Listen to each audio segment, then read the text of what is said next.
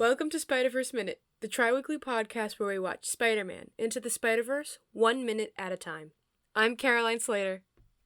And I'm her brother Sean. And today we are talking about Minute 24. It starts with Spider-Man fighting Prowler and ends with the introduction to Kingpin.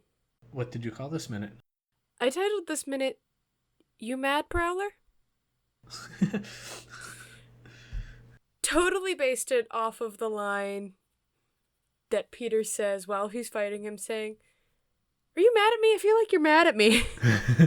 Yeah. And she's like, "You mad, Prowler?" Plus, he always has like that angry face with the mask. Yeah, Prowler just oozes anger. Anger. Since we're talking about Prowler, and normally I have you start these notes, but I just need to talk about this right away. Prowler's music, so cool. Arguably my favorite theme music in this movie. Like, I know I said earlier that I love Spider-Man's music, but Prowler's music is awesome. Yeah, he's got such a cool motif. It really, makes you... It's got this very, off-putting and anxiety-inducing bit about it that just makes you... every time you hear it, you get a little, you can feel the hair stand up and you get a little bit more on edge. And, it's hard to pinpoint or even, describe the noise. Even in my notes when I was trying to, distinct... brow? No. Machine? Question? No. I mean, it prowls. It sounds like a prowler. It's more like a... or there's no good way to describe... As you can tell, my impressions of it are incredible. Yeah, it sounds like a it sounds like a hunt. Yeah. Which, it's kind of in his name, Prowler. Yeah. He's prowling around hunting something. It really is a combination of this primal hunting sound mixed with a machine, but also not really. I'm just doing a terrible job at explaining this noise. The point is, his music's awesome. Yeah, it's Peter's is very much what we heard in the 2 minutes ago was Peter's music has that traditional, very orchestral, heroic sound to it, whereas this has a very industrial, electronic sort of sound to it. Yeah. Maybe not completely industrial, but it's got it leans towards that a little bit, where it feels very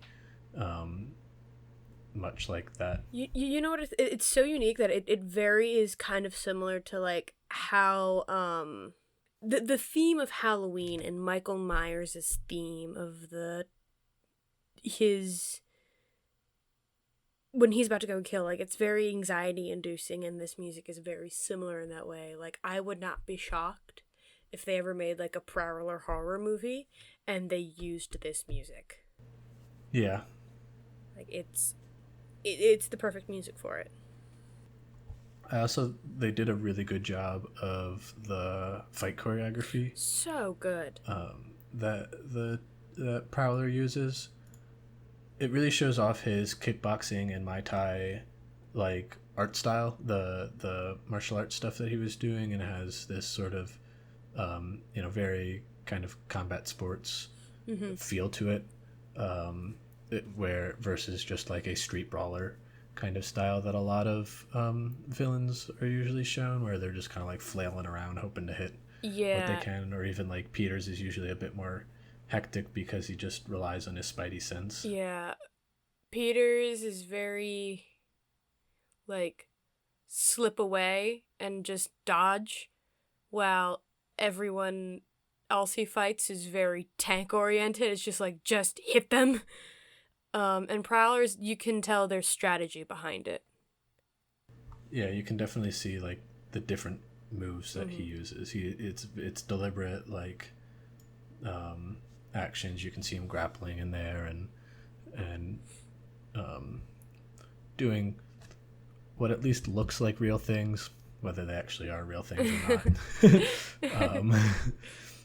But I also liked how when he pushes Peter back underneath the spinny bit. The spinny bit of the reactor. No, it's honestly the best way to describe it. The spinny bit. And he just like sticks his hand up to and just stops it. Like, yeah. Like I think that's a great way of showing just like how strong Peter actually is. Yeah. And to an extent like how strong like the spider people are. And just how much he has to like hold back to keep from just like, punching off his, Prowler's head. Yeah, and they do kind of show that Miles gets that a little later in the minute, which we can talk about more when we get there, but he like kind of punches one of the rocks nearby and just completely splits it in half. Yeah. Like casually. I'm like, oh, okay. I also like going back to Peter stopping the machine. I have like right before that he's like, oh, I'm so tired. Yeah, very very relatable. It's like, oh, mood. I forgot I wrote this down. So I love how here they do focus more on the fighting. Yeah, and this is supposed to showcase that. That's supposed to showcase that. However, I do love how they flip back to Miles, and there he is just in awe with his phone, filming. Yeah, out. Yeah, taking pictures, recording. Like, just click, zoom in. Yeah, I saw that and I was like, kids these days. I remember seeing that and be like, yeah, I'd probably do the same thing. Although I think that what like I love about it and made it really relatable is that he wasn't looking at the screen. He was still watching in awe, and he just kind of had the phone up, and I'm like, yeah, I've done that. I've done that. Like at concerts and stuff, I've just kind of been like, click. I also like how he's like, I should do something about this. He's like, what am I saying? I shouldn't do that. That's crazy. I should go up there and help him. Like, he has this, like, boast of, like, courage and something. And I remember even thinking, like, that's a terrible idea. Like, you know nothing yet. And in, like, some movies, they'd be like, yeah, they would. They would go have, like, this novice try to do it and put themselves in danger. Miles is smarter than that. And goes, who am I kidding? I should not do that. Like, he realizes, like, that's a terrible idea. I love how not long after that, Green Goblin just appears from the sky, lands on Peter, and then licks his face really grossly. Just slobbering all over it. It's like, ew. And then it's about that point that we start hearing Doobie doobie. Boopy doo. Doobie doobie. Yeah, and I remember when that first started, I'm like, is this guy about to sing I Want to Be Like You from the Jungle Book? Yeah. Like, kind of Christopher Walken-esque. Like, what the heck? It was... Yeah. I think the Kingpin's entrance is one of the most, like, kind of terrifying and intimidating, like, entrances of a villain. Because he's just, like, he doesn't have anything, like, there isn't anything that really looks too freaky about him except for the fact that he's just huge. A brick. He's a brick? That's... He's shaped... Underestimating. He's shaped like a brick. He's a wall. That man is giant. Yeah. Like, his shoulders... this man also has a terrible hunch.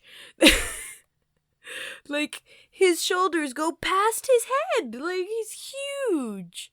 He's a giant wall. Yeah. And just the way it like he walks in front of the way it has him like walk in front of the camera is just really cool. Mm-hmm. And it just shows him clicking his pen, and even like the people working for him, like there's a couple that are next to the aisle that as he walks by they kind of like scooch over a little bit. Like you can tell that even they are afraid of him. Yeah, it's a great intro. And then like even the way he talks, it's not like villainous, but it's menacing. It's slimy. It's not even really slimy. It's like, just like I would put, it's more just menacing. Yeah, okay. Because I would put slimy more like a used car salesman kind of, where like a skeezy lawyer is slimy, but he's just sounds menacing and scary. Okay, I'll give you that. Yeah, Great, great introduction into Kingpin there. And his control room is really cool too. Yeah. I could kind of tell, like it felt like the people that designed the room clearly work with computers a lot, because like there's just a whole array of like some people using ultra wide monitors, and there's some with two monitors, and there's some with vertical monitors, and some people are using desktops, some people are using laptops, and there's just a whole lot of the thing that really like I just love in like, oh, we have to show this as a really advanced control room, is just stick computer monitors along the Everywhere. like the walls. Yeah, along the walls showing outputs of something. That's all you need. Yeah. It kind of is. Yeah, that's very cool. And then I like how the way he says, oh, what's the line? It's like, we got we got a Spider-Man or something like that. Yeah, it's the doobie doobie, Yeah. or doobie doo. Watch out, here comes the Spider-Man. Yeah, here comes the Spider-Man. I'm like, oh, that's don't. Yeah, it's great too because it's such a creepy version of the Spider-Man theme. Like, you're just like, it's normally this really upbeat, fun song. Spider-Man. Yeah. And then here he comes singing, and you're like, ooh, no, it's like playing it's like the opposite of when you play the Imperial March in a major key. And you're like, oh, this is nice, this is fun. You're like, oh wait, no. Wait a second. or like it has the same effect of like when you hear kids sing like Ring Around the Rosie, but then you slow it down really creepy. Yeah. Like, because when you first hear like Ring Around the Rosie, that's not creepy, but then you go, ring around the rosy, pockets full of posy. It's like, that's creepy. That's weird. I don't like that. Don't do that. The only other note I have for this minute, and it comes at the very end, is Kingpin talks about, like, you're gonna want to watch this test we're about to put on, and I'm like, what? Yeah.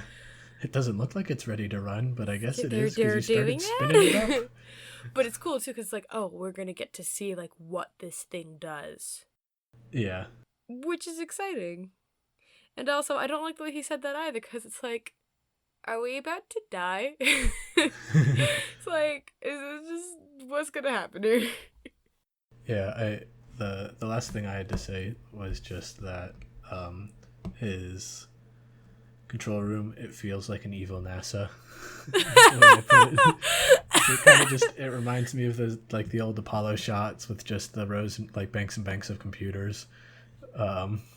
Just feels like the sort of evil version of that. Yeah, can we the company's called Alchemex, right?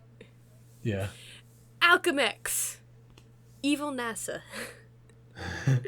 It's great. and honestly, the best description of it. I can't top that. I think we have to end the minute there. Evil NASA. Sounds good. Thank you for joining us this week. If you want to reach out to us, you can find us on Twitter at SpiderverseMin, or on Facebook, Instagram, or YouTube at Spiderverse Minute. And if you want, you can send us an email to podcast@spiderverseminute.com. Thanks for listening. Bye.